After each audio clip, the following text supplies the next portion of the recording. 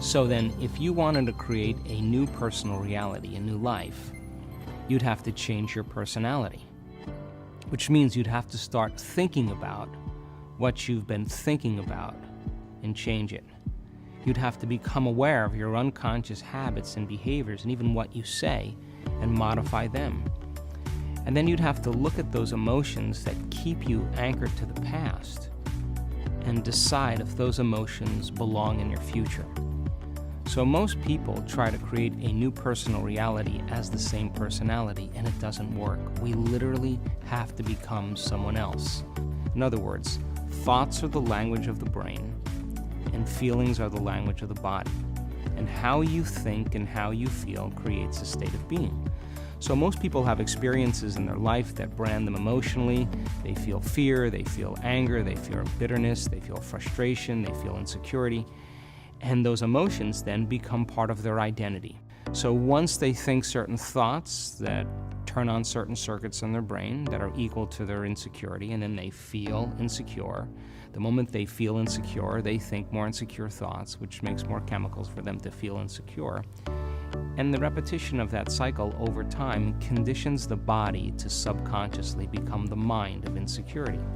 So then the person says, I am insecure. And whenever you say, I am anything, you're commanding your mind and body towards a destiny. So then most people's biology is, for the most part, their past. And so if you're not being defined by the vision of the future, some new possibility in your life, you're only left with the old circuitry in your brain and the old emotions of the past.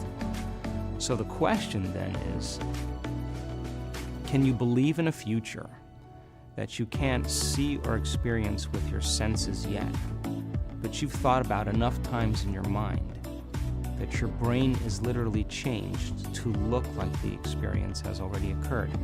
Now, the latest research in neuroscience says you can change your brain just by thinking. So then, as you begin to think about a new possibility, and your brain begins to fire in new sequences and new patterns and new combinations, and you begin to plan your behaviors, and you begin to review in your mind, mentally rehearse who you're going to be in your life.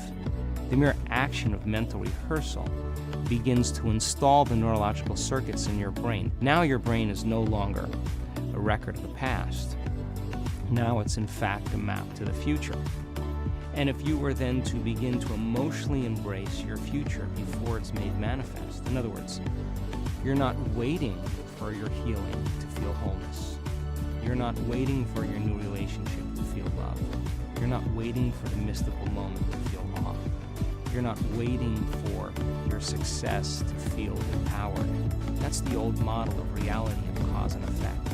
In other words, the materialist, the person who's waiting for their wealth to come to feel abundance, they're living by that model of cause and effect. But the quantum model is about causing an effect, which means you begin to experience your own worthiness and your abundance before it occurs. You have to feel wholeness in order for your healing to occur. We have to feel love for ourselves and love for life in order for us to have love in our life. And so then to instruct people how to teach their body emotionally how that future could feel like before it's made manifest, if they do it properly, their body as the unconscious mind begins to believe it's living in that future reality in the present moment, and they're beginning to signal new genes in new ways that begins to change their body to look like the event has already occurred. So the process of change in the meditative model requires unlearning and relearning. It requires breaking the habit of the old self and reinventing a new self. What we say in neuroscience, pruning synaptic connections and sprouting new connections, unfiring and unwiring and refiring and rewiring, unmemorizing emotions that are stored in the body and then reconditioning the body to a new mind, to a new emotion. No longer signaling the same genes in the same way, but signaling new genes in new ways. Beginning to pull your energy out of the past and beginning to invest your energy into the future. What we're teaching people how to do is not to pray to have their prayers answered, but to get up from their meditations as if their prayers are already answered. Because when they're combining that clear intention of their future with that elevated emotion, they're literally changing their energy, they're changing their brain chemistry, they're changing the way their brain works, they're changing their genetic expression, they're changing their chemistry. They're literally becoming somebody else.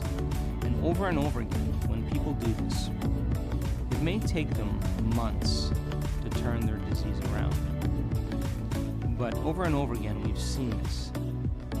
They come back to a certain level of awareness, and the disease is no longer there. And it's almost like the disease existed in the old personality. They're literally someone else. And we've seen it enough times now to know that people reach a certain point with themselves where they feel so whole, they feel so satisfied with who they are, they feel so happy with themselves and their lives that they could care less if they have the disease. And that's the moment it goes away over and over again. So we learn something new intellectually. We also cause networks of neurons to form. The Nobel Prize laureate Kandel in the year 2000 found that when people learn just one bit of information, they doubled the number of connections in their brain from 1,300 connections to 2,600 connections. So if they didn't review that information or repeat it, connections proved apart. So we know then that learning semantic information begins to organize circuitry in the brain, and experiences enrich the brain. The end product of experience, of course, is the emotion, and it causes us to feel certain ways. You can remember where you were on 9/11, tell me who you were with, what time of day it was, what you were doing, because whatever you were seeing in that moment or hearing in that moment changed how you were feeling. And the moment you felt altered and you felt differently, significantly, your brain perked up and you paid attention to whatever caused that. And that event in and of itself is called a memory. So then most of our thoughts and feelings tend to be within the neural circuitry of the past and the emotions of the past chemically. So if you take a thought, thoughts are the language of the brain, feelings are the language of the body, and how you think and how you feel creates a state of being. So if you combine a thought and a feeling, thought and a feeling, thought and a feeling, you have a series of good thoughts that are connected to a series of good feelings. That cycle of thinking and feeling creates what's called an attitude. If you have a series of negative thoughts that are connected to some pretty bad feelings, you'll say I have a pretty bad attitude today.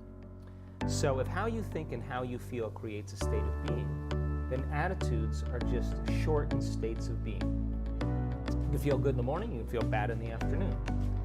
If you take an attitude, an attitude, an attitude, and you begin to string attitudes together, when you combine an attitude, an attitude, an attitude, you start to form what's called beliefs.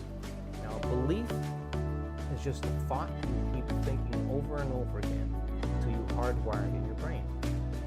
And because beliefs are based on past experiences, then the very boundaries of our beliefs are how we feel.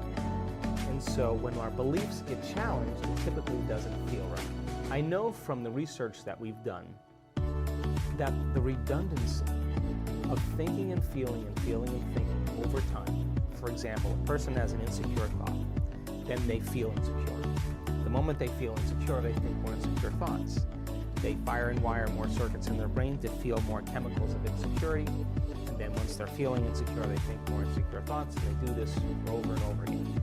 The redundancy and the repetition of that cycle over time conditions the body to subconsciously become the mind. Once the body becomes the mind, that's called a habit. It turns out that 95% of who we are by the time we're 35 years old are a set of habituations, unconscious thoughts, unconscious behaviors, unconscious emotional reactions that function like a subconscious computer program. So back to beliefs. An attitude, an attitude, an attitude are shortened states of being. And you combine them together then a belief then, the cycle of thinking and feeling over time, creates a subconscious state of being. So all beliefs are subconscious states of being. We have beliefs about God, about spirituality, about health, about relationships, about love. And all of those are based on our past experiences, but the majority of those beliefs, we don't even know that we believe them because we think they're true, because they're not functioning